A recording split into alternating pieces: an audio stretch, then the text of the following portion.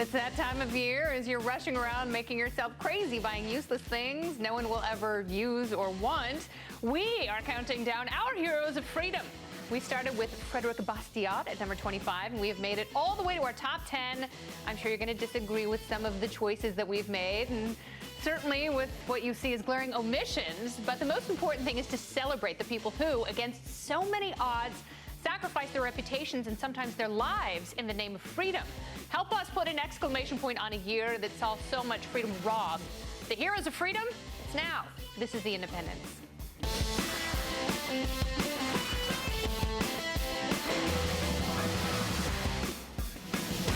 Hi there, I'm your host, Kennedy, and let's start with a woman who went on a privatizing spree that polarized England and energized a solid allegiance between two superpowers, Margaret Thatcher. She lands at number 10 on our list, though she's not everyone's cup of tea. You can't fault her for trying to serve up freedom with every course.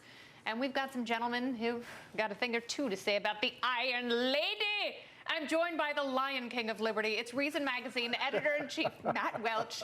And from Free Think Media, he adores freedom so much, he carries it around in a baby Bjorn. Aww. It's Camille Foster. I wanted to be Simba. You are Simba. Together we are The Independents. And it is, of course, an epic party panel. They love counting down the hits, so we're not going to deprive them of the honor. It's author of Dear Reader, our lovable Liberty lump, Michael Malice, and Peter Suderman, Computerman, senior editor at Reason Magazine. Matt knew a guy and got Suderman on the panel. Congratulations to all of you for being back. Nice to have you in the Harris house. So, who wants to go first on Thatcher, Malice? I brought the autographed copy of her book. Margaret Thatcher was absolutely a troll, and I'm going to give you one of her quotes, which will sum up her philosophy. She goes, Please. If you look at the great philosophies and ideas that have moved the world, if you looked at the great religions, do you think you would ever have had these guidelines had people gone out and said, brothers, I believe in consensus? Of course you wouldn't. You'd have nothing great, nothing of value. And when she came into the prime ministership in 1979, Britain had these two left-wing parties, and she came the poor daughter of a shopkeeper born above the store, and she said, I'm going to mess stuff up for everybody and take names and not, apologize for it. And they called her the Iron Lady because she had absolutely no guilt in going for the jugular consistently. And just very quickly, there's this one great story where she's having an argument with Reagan, and he picks up the phone at the cabinet meeting. She's yelling at him for half an hour, Margaret. And he hangs up the phone, he comes back to the cabinet and goes, isn't she great? So I absolutely think she is just absolutely awesome. All right, so I know some libertarians don't like Margaret Thatcher. I think she's pretty fantastic. She said there's no such thing as society. What did she mean by that? Well, I mean, look, what Margaret Thatcher was about the individual. And if you look at her leadership style and you look at what she always said about leadership was, I'm not going to follow what other people are doing. I'm not going to look at the polls. I'm not going to figure out what it is that people want. What I'm going to do is what I want to do. And that's what made her a powerful leader. That's why people followed her. It's why she was so successful, and so successful at being a radical was because she didn't sort of look for the consensus, look for what other people were wanting. Yeah. Instead, what she went after was what she wanted. She followed her own spirit, and it led Britain out of a lot of bad times, and really changed the country in really profound and radical ways. Did her election in 1979 have anything to do with Reagan's election the next year? Sure, they were all complementary, even some of the same advisors, the same discussions of privatization and deregulation. A lot of people think of that generation as helping liberate Eastern Europe, but actually what they did is liberate Western Europe. She came to power at the same time Francois Mitterrand came to power in France. Same kind of problems, sort of labor unions, high unemployment, everything was bad.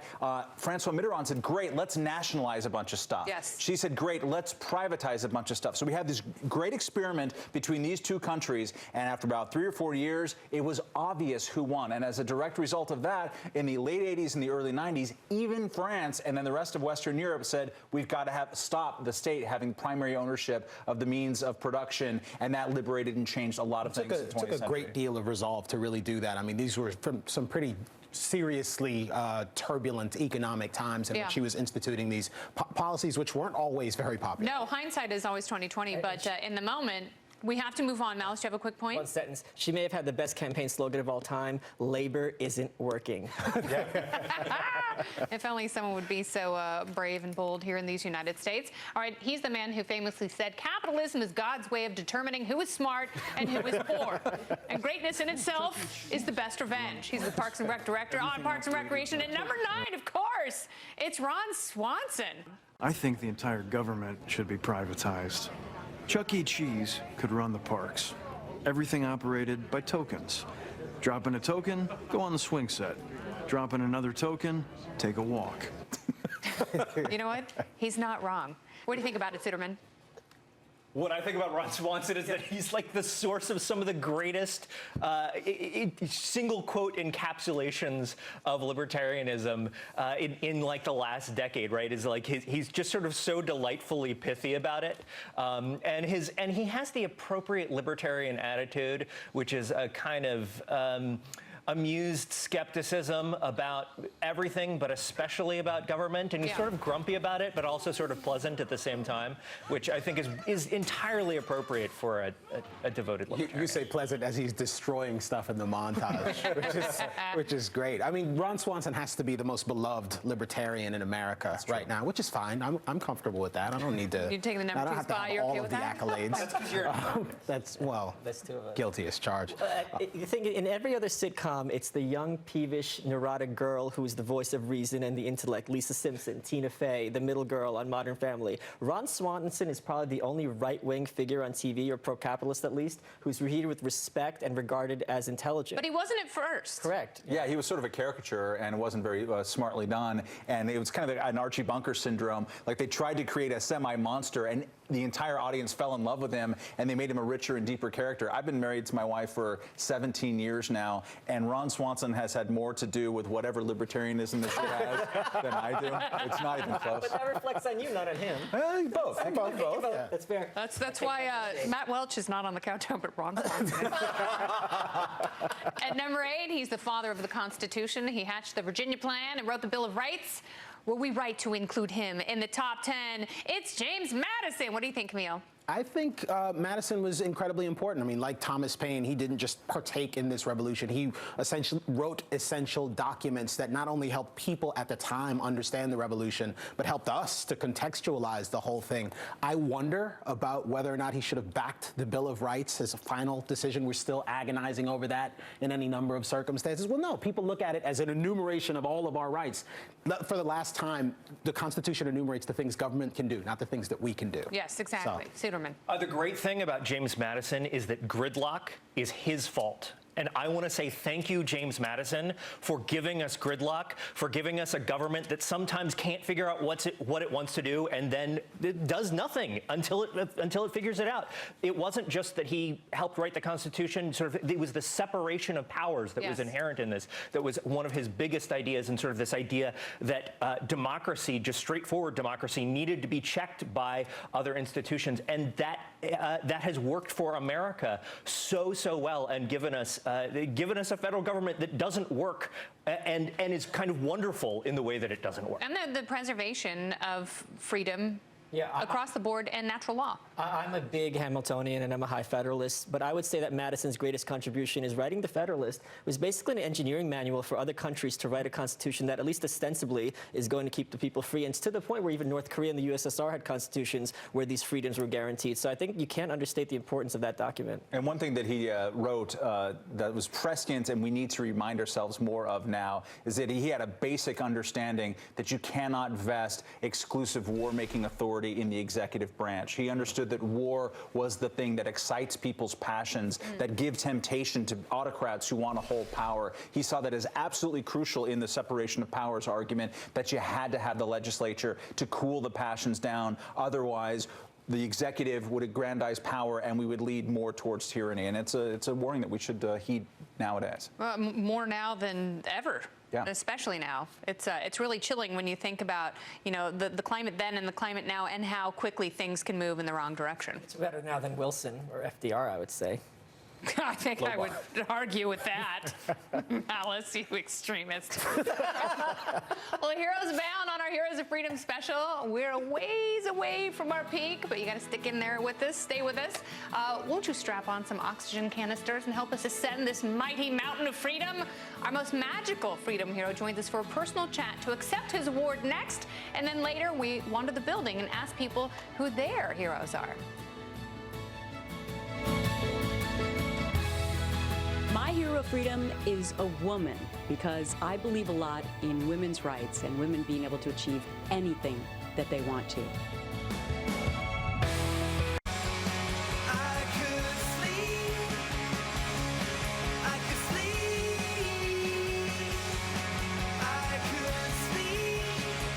Welcome back to The Independence. Tonight we are counting down our top 10 heroes of freedom. Our next hero is in the process of galvanizing a generation of young people into libertarians with his consistent, unapologetic image and rhetoric. Dr. Ron Paul made people dissolve their personal labels in favor of his brand of limited government monetary sanity when he ran for president, and he has changed not only minds, but both parties in the process.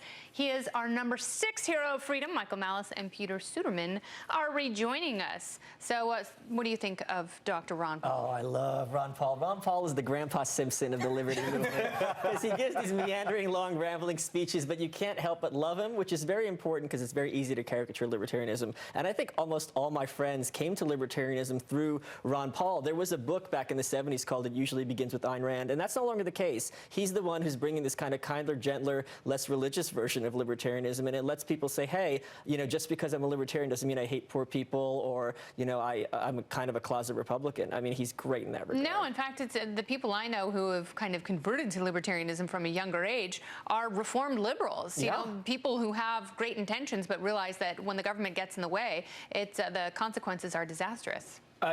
People tend to think of him as a presidential candidate, but I like to think of him. I want to remember him for his the work he did as a representative, where he was known as Dr. No, even before he became Ron Paul, the phenomenon. The best congressional nickname ever. No, all the time, all the time. Republicans, the Congress would be doing something and he'd be like, no. Well, how about this? No. We're not going to. Just no. I'm not going to do it. It is. And it was so great because he would just, and he wasn't a reliable vote for either party for anything, because he was just, that's not in the Constitution, not going to do it. And he kept getting elected to Congress to vote no on everything. It was wonderful. Yeah, that's great. So it says something about the sanity, at least for his part of Texas. There's a strange moment that happened in 2008 presidential campaign. It was a debate in South Carolina, I believe, with Ron Paul and Rudolph Giuliani, who was the front runner by a far back at the time. And they asked about Iraq and what do you think? And Ron Paul said something, well, if we weren't over there, maybe they wouldn't be over here, that kind of thing. You know, asserting a tie between our foreign policy and 9/11.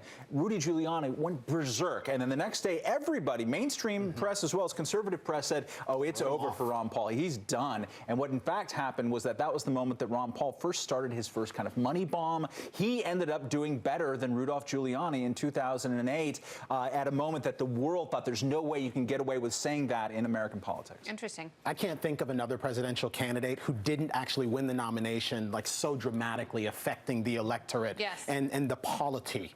It's just been a pretty incredible ride for Ron Paul, And whose truly, son still mixing things up. He is, and you know his son has to work very hard to differentiate himself from his dad, but you can still see so much the influence that his dad has had on him. All right, coming in at number 5 on our list, it's Katniss Everdeen. Yeah, she's the 16-year-old warrior who wins in the Hunger Games gladiatorial contest and becomes the symbol of revolt against an oppressive dystopian government.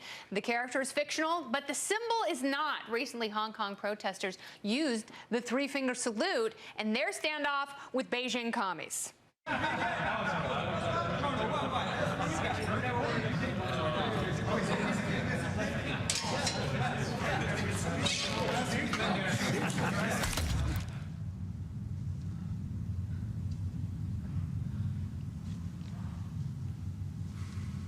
Thank you for your consideration. That's right, girl.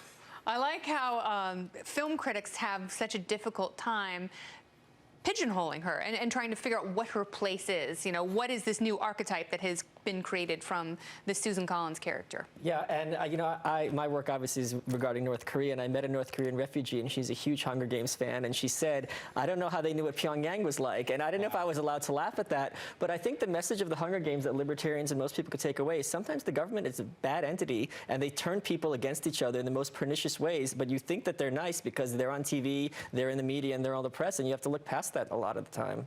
There are two things that I really like about her. One is that she's just an anti-authoritarian generally. Yes. It's not even so much about the government necessarily. It's not that, oh, I don't like government entities. It's that I don't like people telling telling me what I should do. Yeah. But the other thing that I really like about her is that she doesn't do it. She doesn't cause revolution to change society. She does it for herself and for her family.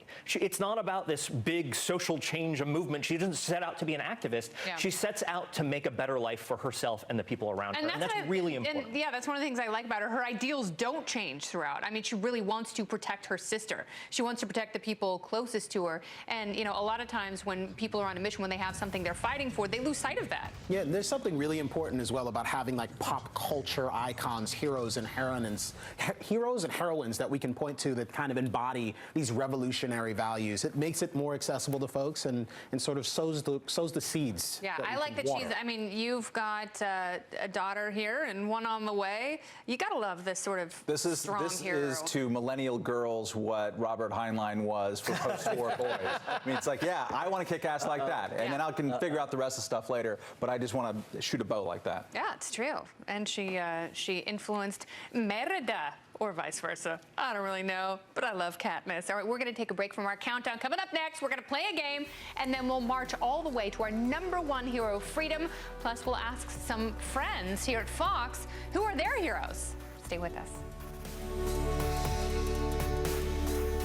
My hero is anybody who has ever fought to protect our freedom. I did it for the glory.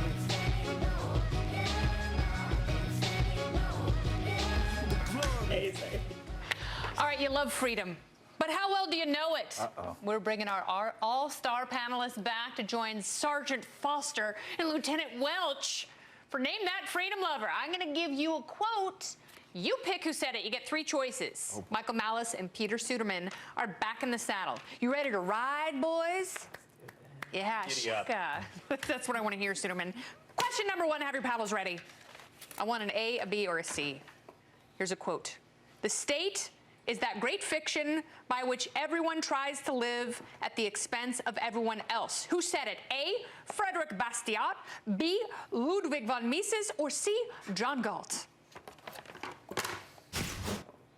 Someone knows the Bastiat, and that would be Camille and Malice. Should have read Atlas Shrugged.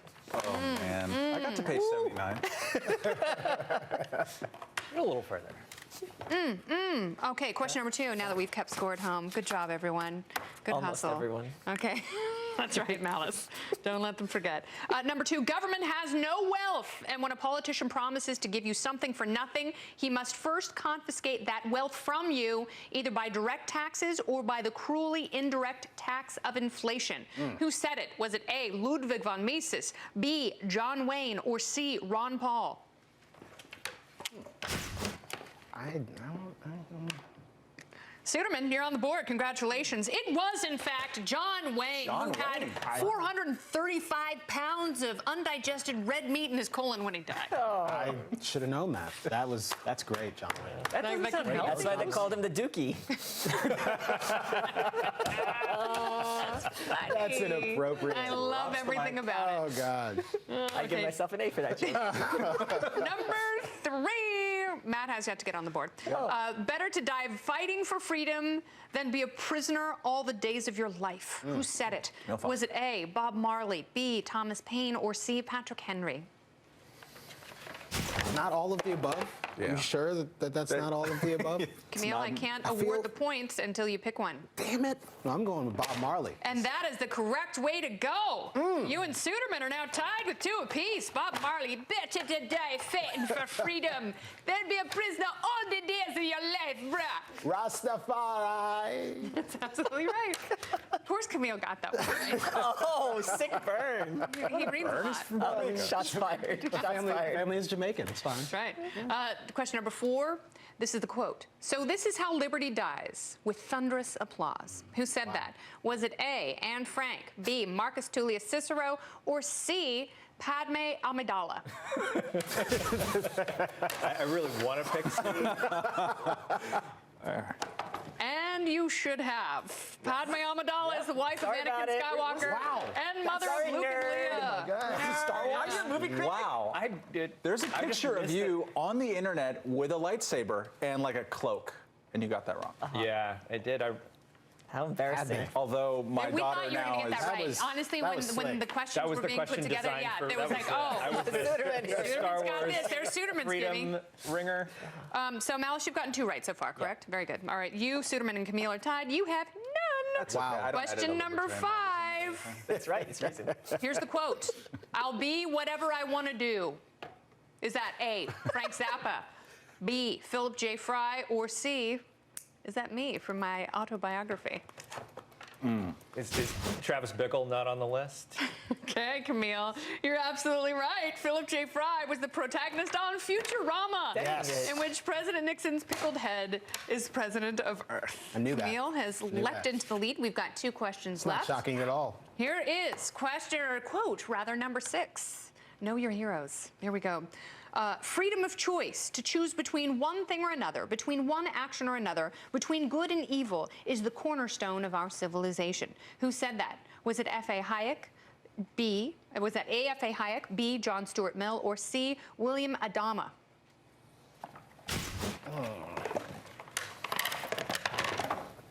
Oh, I think it was John Stuart Mill. You would be wrong. That was William Adama, the commander of Battlestar Galactica. He doesn't exist. I knew that was Battlestar Galactica. Well, then you should have guessed that, Camille, because this is, Matt, you still have donuts. You got nothing. Yeah. You're tanking in this game. However, Malice and Suderman, if you guys get this right, you will tie with Camille, and then he'll have to give you all the money in his wallet. Excellent. Unless Okay. I also get it right, in which case they Get it right. If you get it right, then you can are have the hands money. down the I'll winner. take the pocket. Yes, the champion of freedom. Here it is. Obviously. Final quote. The universe never did make sense. I suspect it was built on government contract. Who said that? Was it A, P.J. O'Rourke, B, Milton Friedman, or C, Robert Heinlein? Oh, it's going to be this. Oh, good job, Matt. You got him right? Just in time. And Camille, you are victorious Yes. once again Champion in of this freedom. game. Yeah. Champion of freedom, knower of heroes, Yes. lover of quotes. Yes. It's time to show your tattoo. Victor of games. It He has will my take name too much tattooed. effort. Nikade Malice. Much effort. Does it just say game winner? Pretty much. Champion. All right, our top 4, by the way, gentlemen, thank you so much for being such an important part of the show. Just beautiful work. Our top 4 heroes of freedom are coming up. Is number 1, Dead or Alive? You have to stay tuned to find out.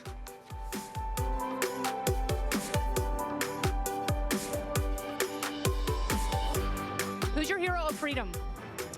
George Bush.